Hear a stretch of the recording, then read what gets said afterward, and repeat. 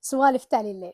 أقضي وقتي أسمع بودكاست وبرامج مفيدة بس ما أطبق يا كوتش كلام أغلب زبايني يقولوه لي. راح أشرحها لكم وأعطيكم الحل. السبب مو كسل، السبب الدماغ انخدع. علميا مجرد سماع المعلومة يفرز دوبامين، الإنجاز. الدماغ يحس إنه تعلم فيعتبر المهمة منتهية، فما يعود يدفعك للتنفيذ. ليش؟ لأن التنفيذ يحتاج طاقة، مخاطر، توتر، بينما المشاهدة آمنة، سهلة، مريحة. مشاعريا الشخص غالبا يكون متعب، مثقل، يبحث عن إحساس تقدم بدون ألم، فالدماغ يختار أشاهد بدل ما أتحرك.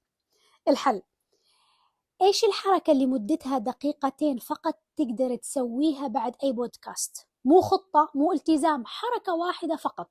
لأن الدماغ ما يتغير بالكلام، يتغير بالفعل. جربوها وبس.